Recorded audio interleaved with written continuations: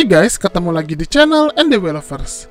Di Boruto chapter 56, Amado mengungkapkan jika dia menciptakan banyak cyborg, dan kekuatan para cyborg ini seharusnya di atas Jigen.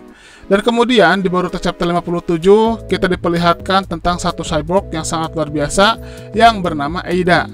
Bahkan, di chapter itu, Eida mengungkapkan kekuatan yang sangat overpower. Nah, bagaimana hebatnya seorang Eida? Kali ini kita akan bahas. Tapi sebelum lanjut, jangan lupa untuk klik tombol subscribe bagi yang belum subscribe, dan klik tombol like serta share video ini di semua sosmed teman-teman. Oke, kita akan bahas sekarang. Let's check it out.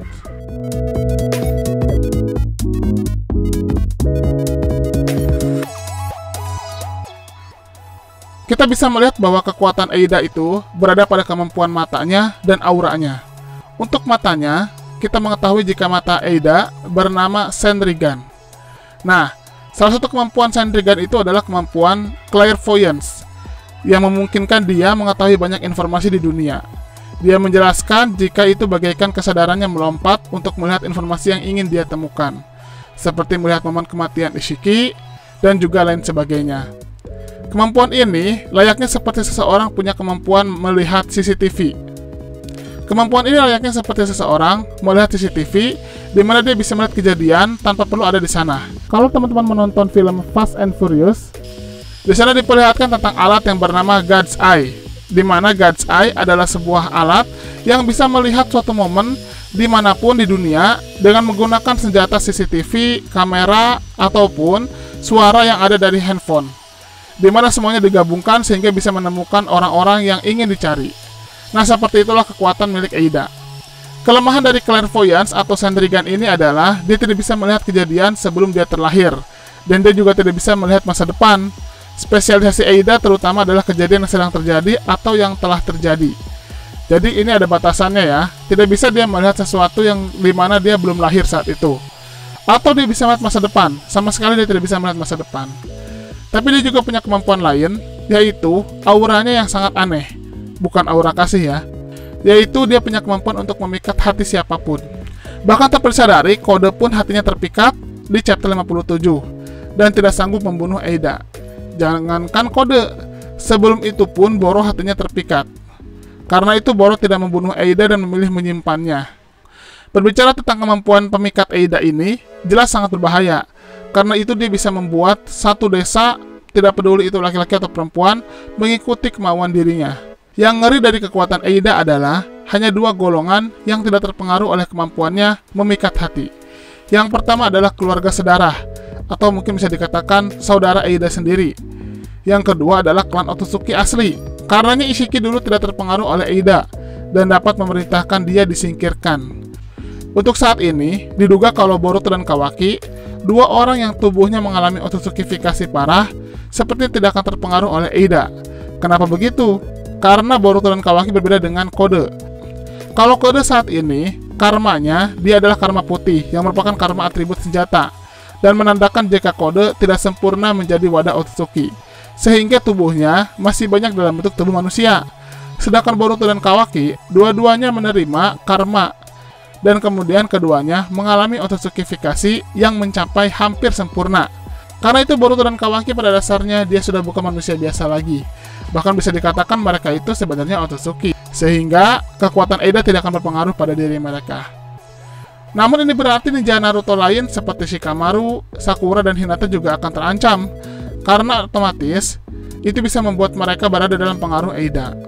Saya penasaran, apakah status Sasuke dan Naruto sebagai reinkarnasi cakra dari Indra dan Asura Otsutsuki bisa melindungi mereka dari Eida? Nah, ini akan saya bahas lagi lebih mendalam. Tapi yang menarik adalah tentang kasus Eida terhadap Kode. Tadi sudah saya sebutkan jika Kode itu punya karma putih. Harusnya sebelum Ishiki mati, dia kan sempat menemui Kode. Dan mungkin dia menyempurnakan karma putih Kode. Tapi ternyata, Kode masih bisa terpikat kepada Eida. Itu menandakan bahwa, walaupun karma putih Kode sudah sempurna, Kode tetap bukanlah seorang Otsutsuki. Dia hanyalah seseorang yang memiliki kekuatan Otsutsuki saja, berupa atribut senjata saja. Dan tubuhnya tidak mengalami Otsutsukifikasi. Karena itu, kekuatan Eida tetap berpengaruh kepada diri Kode. Nah, sekarang kita kembali ke bahasan bagaimana dengan Naruto dan Sasuke. Kalau kita bisa melihat, Naruto dan Sasuke itu kan sebenarnya adalah reinkarnasi dari Otsutsuki juga, di mana Naruto adalah reinkarnasi dari Ashura Otsutsuki dan Sasuke adalah reinkarnasi dari Indra Otsutsuki. Apakah mereka benar-benar kebal dari kekuatan milik Eida ini? Kemungkinan besar Naruto dan Sasuke menurut saya tidak termasuk pengecualian dari kekuatan Eida, alias mereka tidak kebal. Dengan kata lain, Eida bisa mempengaruhi Naruto dan Sasuke. Alasannya kenapa? Karena Otsutsuki yang dimaksud Eida pastilah Otsutsuki asli, layaknya Ishiki. Sebagai contoh, ya memang tidak seperti manusia normal, sedangkan Naruto dan Sasuke sejatinya adalah manusia. Perlu diingat, walaupun Naruto dan Sasuke adalah reinkarnasi Otsutsuki, mereka bukan reinkarnasi dari sosok Otsutsuki utama. Mereka hanya reinkarnasi dari anak Otsutsuki cabang. Kalau kita runut kembali, Ashura dan Indra itu adalah hasil pernikahan Hagoromo dengan manusia biasa. Dan Hagoromo pun adalah hasil pernikahan Kaguya dengan Tenji, yang pada dasarnya manusia biasa. Sehingga mereka semua bukan Otsutsuki yang utama. Yang Otsutsuki utama itu adalah Kaguya, Jigen, Ishiki, Kinshiki, Urashiki. Jadi selain itu, maka bisa dikatakan mereka hanyalah Otsutsuki cabang. Nah, untuk Boruto dan Kawaki adalah pengecualian, karena Boruto dan Kawaki pada dasarnya mereka sedang menjadi Otsutsuki, karena dalam tubuh mereka ada Otsutsuki. Walaupun untuk Kawaki sudah tidak ada lagi, tapi Otsutsukifikasi pada tubuh Kawaki sudah 80%. Boruto juga karena masih ada Momoshiki, pada dasarnya dia sudah menjadi Otsutsuki. Karena itu, untuk Naruto dan Sasuke akan sangat berbahaya kalau mereka bertemu dengan Eida, karena otomatis Eida akan bisa mempengaruhi mereka. Dan itu bisa membuat mereka justru berbalik menghancurkan Konoha atas kemauan dari Eida itu sendiri. Nah, mengenai Amado, saya rasa Amado menemukan cara untuk dirinya tidak terpengaruh oleh Eida. Teman-teman masih ingat kan, Eida mengatakan jika mata Amado sebenarnya dimodifikasi, sehingga dia tidak murni matanya seperti semula. Amado menggunakan senjata Sensenja untuk menjadikan matanya tidak bisa diduplikasi. Saya curiga jika Amado juga menanamkan semacam perlindungan dalam dirinya untuk bisa menghindari aura Eida, yang membuat Amado tidak bisa dikendalikan oleh Eida. Selanjutnya, bisa dikatakan ancaman untuk para shinobi saat ini justru dalam kondisi yang sangat genting. Karena kalau kita lihat, Eida sudah mulai setuju untuk membantu kode. Maka jika Eida keluar, lalu kemudian dia menggunakan semacam auranya itu, maka otomatis dia bisa mengendalikan situasi. Dia tinggal datang ke Konoha dan membuat seluruh penduduk Konoha takluk kepadanya. Dengan kata lain, mereka bisa menggunakan itu untuk mengalahkan Boruto dan Kawaki, sekaligus menjalankan rencana kode, di mana dia harus mengumpankan Boruto atau Kawaki ke dalam Jubi, agar bisa tercipta pohon Shinju. Yang unik di sini adalah bagaimana Eida ternyata cukup tertarik dengan sosok Kawaki dan juga Boruto, atau salah satu di antara keduanya. Hal itu karena ternyata Eida memiliki satu keinginan, yaitu dia ingin merasakan cinta sejati. Kalau kita tahu, Eida tidak bisa membedakan orang-orang yang tertarik kepadanya itu apakah tertarik karena kemampuannya atau tertarik karena dirinya sendiri.